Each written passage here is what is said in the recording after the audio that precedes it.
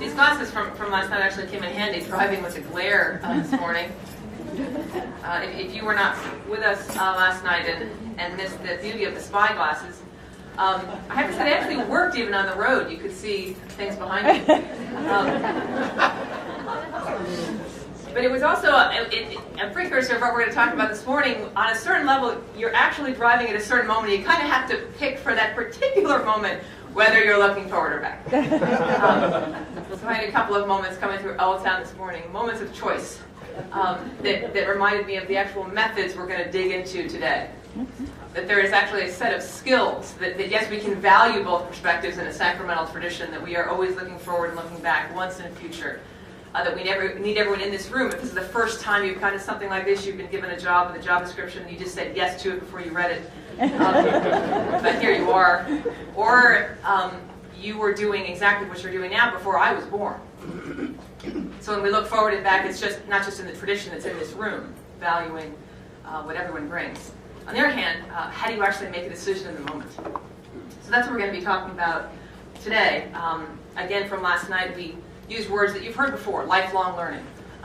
And what the goal of lifelong learning is to build the identity as a follower of Christ. To be walking in the way of Christ. That's the lifelong identity we're trying to build. But there are moments along the way that we argued are life-wide moments. When you look to the left and to the right, the peripheral pedagogy, where we say to someone, bring all that you are right now onto this lifelong trajectory. A lifelong trajectory without taking the full person in the moment is lifelong and not life-wide. A life-wide moment, ministry moment, sermon, experience, youth group, right, that is just life-wide, that is to say, it uses all the language that people are using, it incorporates their current experiences and ideas, and doesn't set itself on the lifelong trajectory of Christian identity. You can wind up having the most popular book club in your community, and 10 years later, everyone is in the most popular book club in their community. And we haven't moved the life-wide into the lifelong identity of becoming a follower of Christ. And how we ended last night is that we had this keeps asking me if I want to join the internet. Yeah. I like being... Say yes. I say yes. Join us. It's going to be the connect code. Other side. Oh, 24 hours free. Free is good. But you have to stay. Okay, so I'm... Can someone give us a room number? 914.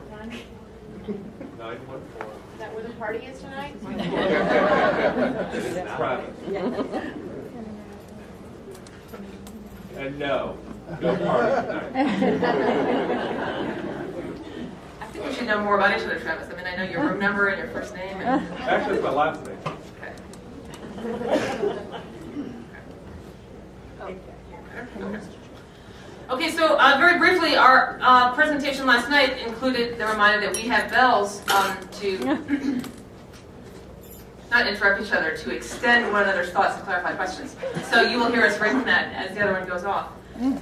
But where we ended last night was this idea that we think the actual intersection, it's helpful language to use, the intersection of ministry that is both lifelong and life-wide is of epic character.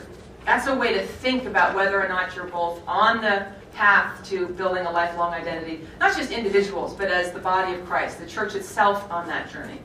And not just life-wide experiences, but that how we say you're going to recognize these moments where it's coming together is if they are moments of epic meaning, epic experience. We'll talk more about that today, but that's where we ended last night. I wanted to begin this morning. I'm going to talk about two things, one emotional, and one theological, that we thought represent hindrances to having an epic moment when in your ministry and in your spiritual life, the life-wide and the lifelong are together, moving, growing together. So I'm going to talk about what I think those two things are, the sort of the danger things we should be careful about. And then Lisa will move us more into really taking apart epic ministry. What is it? How to think about it, how to frame it, what are some examples of it. And then we want to open ourselves up to some questions. We're going to be available for 2 workshop sessions today for longer questions if we tend to fill up this time and don't have questions. But if you have ones lingering from last night or ones from this morning, we're hoping we can touch on those before. So we'll be a little shorter perhaps this morning than we were last night. But again, there are 2 workshop sessions you can come with questions. And we'll be feeding what we hear from you into a lot of what we do tomorrow. Tomorrow will be epic. Lots of participation tomorrow. You shall see. Okay, I want to just, I'm still getting invited to the internet here, but it's private. I want to begin talking about a board game. This is a big surprise after last night. No, this one is better. Monopoly was just the appetizer. So I'm a godmother, and I was off on a journey. I decided I wanted to get a present for a godchild. And I wanted it to be awesome. I'm just going to say that. Lisa actually wrote her doctoral dissertation on godparenthood, so you're probably going to wince at how some of us are motivated. But anyway, I wanted to give the best present to the godchild. And I thought it had to be spiritual. I wanted it to be a little retro. So I thought, I'm going to give a game, this idea of epic meaning. So I decided I went to Target and wandered around looking at games. There aren't that many board games. I was in the only aisle that had no one in it. It also had nothing that was electronic. So that's a lonely aisle. But there were other people, like me, I assume, who were going to go retro. And so I started looking at board games, seeing the ones that have been updated. And then I came across an amazing board game. I actually brought it with me. We're not going to play this game. We are going to talk about it. The worst case scenario. Remember, you played life. No, it's changed. This is now the game of surviving life. This entire game is about surviving life. By the way, I did not buy this for my godchild. Those of you who are concerned, as part of the universal priesthood of godparents, and I wanted to buy all of the games and keep them so no one else would. But let's talk about this game for a second. Here's the game board. And just be careful how much you laugh at this, people. You should know we're on our way back to your real house. Just wait a second. The funny thing about this particular game, there are many funny things about it. This is the board. It's very simple. I mean, you think in this day and age of graphic design, we could have done a lot better than this. But when you realize for a minute what the message of the game is, they don't want to confuse it with any other graphics. The entire game starts here at the bottom, and all you do is sort of move up, rolling dice and things like that, and answering questions. We'll get there. And you only really land at 5 options on the top. And I figured it would be very hard for you to see these. So for those of you who are wondering what this epic journey ends in, you could either land in the mega $1 million mansion. Sort of looks like the Library of Congress, actually. Second place, is the comfy condo. Sorry. The third is an old folks' home. We kind of deal in extremes here. The fourth is Skid Row. These are our limited options, of course. And the fifth is the graveyard. So it's actually pretty simple what you're going for in your life mission here. Okay, we go from the mega million mansion to basically the grave. Okay, so this is the game, but it gets so much better than this. So there are 1,000 questions. And by the way, for those of you who have never heard this, this game is modeled after a bestseller that was on the New York Times bestseller list for 6 years. In its 11th printing is the book Worst Case Scenario, which, by the way, is page after page, if you haven't seen it, of ways you could die. That's the whole book. And having you come up with ways to not die. This is the whole book. Okay, it's in its 11th printing. Started about the year 2000. So they made a game, right? So anyway, we have 1,000 questions, different ways that you can die. And I think we should just sample some of these. Now, in order for the game to begin, though, you get one of these little people. There's men and women. It just sort of looks like a bathroom gender designation. But anyway, you'll see they just don't want to cloud the message, right, with art. So everyone gets one of these. And throughout the game, you answer a series of questions. I love this country. What do you do when you have an 8-foot boa constrictor around your neck? I'm not making this up. What do you do when you're locked in a walk-in freezer? How do you handle a charging wildebeest? I don't actually even know what that is. Big animal. And how do you handle that? Is that really a handle situation? Okay. What do you do when your electric blanket sets on fire? How do you respond to an avalanche? Is that really a response? I mean, how do you greet a colleague from the Netherlands? Is that really a do or die? What to do when you are attacked by fire ants? How do you jump from building to big building when being chased by law enforcement?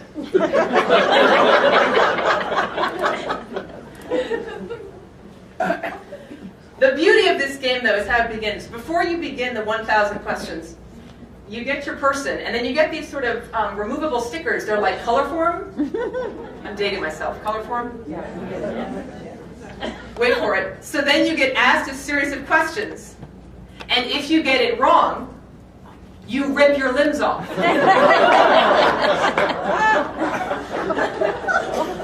That's the game, people. If you get it right, you get a gold coin and make your way to the Mega Million Mansion. So this, my friends, is the game.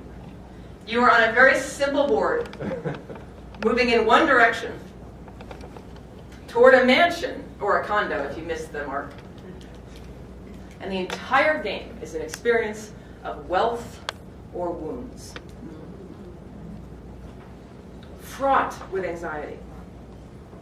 Just trying to stay alive. Now, I brought this game into my high school classes and showed it to a room full of seniors who said, "This is not a game, this is a documentary." Because they're in the college process. And I'm not kidding that they said that. That wasn't snarky. They wanted to play it. My goodness, they had finally found some kind of image of what they feel like. Wounds or wealth.